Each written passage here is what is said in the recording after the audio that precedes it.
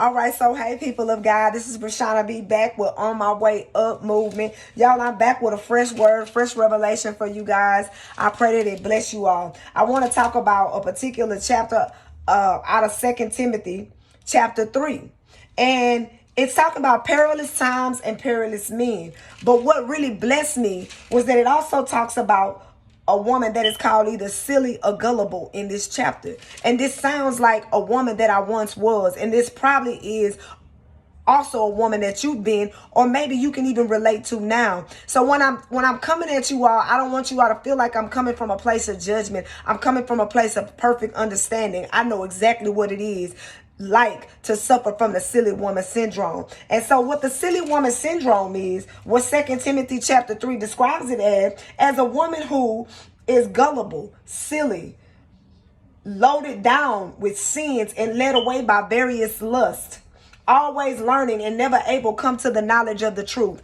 That means this is a woman that has maybe addictions, maybe sinful desires, sinful predilections. Maybe she's a woman that's suffering from codependency. Maybe she's a woman suffering from low level of self-worth, low self-esteem. Maybe she has a fear of abandonment. Maybe she suffers with a spirit of rejection really badly. Maybe she's even lonely, right? Maybe she's looking to validate herself via a relationship, via a man or a marriage, or or something of that nature, right? This is basically a broken woman, a woman with a shattered soul, a soul that seems to be stagnated, wounded, bleeding. You right? And so what she's attracting is, according to 2 Timothy chapter 3, verses 1 through 5, is a man who is a lover of himself, meaning he's selfish. A lover of money, he's greedy. He's a boaster, he's a braggart, he's arrogant, he's proud, he's a blasphemer, meaning he has no reverence for anybody, especially God. He's disobedient to his parents, so he's disrespectful. He's unthankful, so that means he's unappreciative. He's unholy, he's unloving, he's slanderous, he's without self-control, so he's a wild man. He's brutal, right? He's a despiser of good. He's a traitor. He's disloyal. He's headstrong. He's haughty. He's probably controlling, lover of pleasure rather than lover of God, having a form of godliness but denying its power. And that's for those who have the nerve to act like they're spiritual, right? Now, I know that we all then dated a man out of church, and we thought just because he was in church, we met him at Bible study, or because he raised his hands when he praised and worshiped, that he was just this godly man. But he ended up being a man who had a form of godliness, but denying its power thereof. So women who are silly attract these men. These men that the Bible just described, believe it or not, are what now psychologists are calling narcissists, right? Narcissists or narcissism is a psychological term for a person who has either a Jezebel and or Leviathan spirit, plain and simple, right? So these are women who are dealing with unchecked and unresolved issues. They're vulnerable, they're bleeding, they're leaking, and they're drawing wolves. They're drawing in sharks, right? And so they're learning and never coming to an understanding. So we have a lot of knowledge, but we're not applying it. So that doesn't make it wisdom. It's just a lot of knowledge that we're not applying, and we haven't come to an understanding.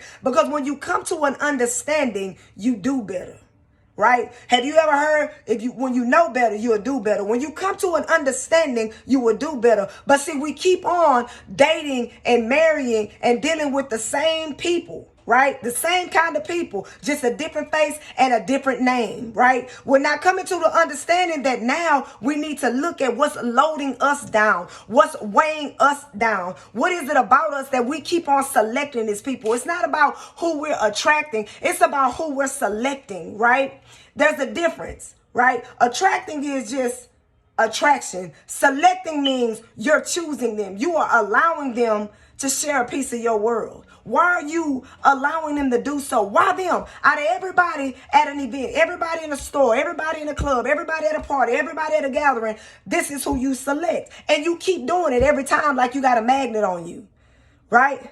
And so you keep doing it. This is what the silly woman syndrome is, right? And it all boils down to the fact that you haven't come to an understanding. And so this is why I want to pray this over you guys. This is why now I'm praying this on a regular basis. According to the third epistle of John, the first chapter. He said, beloved, I pray that you may prosper in all things and be in health, just as your soul prospers. A prosperous soul is the opposite of a wounded soul, a leaking, bloody soul. This is a revelation that God gave me when I asked him, why did I keep doing this? After I gave up my sins, repented from my sins, overcame my lust, I had to ask God, why was I continuing to select this? He said it was because I was wounded. It was because I had unchecked trauma, unresolved issues. People deal with your trauma. I'm not speaking on trauma to give us permission statements to take victim stance or to justify being complacent in sin and darkness and negativity. I'm saying it needs to be acknowledged. Pain is a bad girl. You have to respect her. People of God, chosen ones, the opposite of a prosperous soul. A prosperous soul is a soul. Your soul, first of all, is your mind, will, and emotions. A prosperous soul flourishes, is healthy, is wholesome. The opposite of it is the soul of a silly woman, is the soul of a silly person, is the soul of a person who keeps drawing in wolves and sharks, a broken and incarcerated soul, an oppressed soul, a blanketed soul. So y'all, I pray that you be blessed by this word. I'll be back with another word. Please like, subscribe, share, comment. Tell me what y'all think about my content. Y'all have a good night.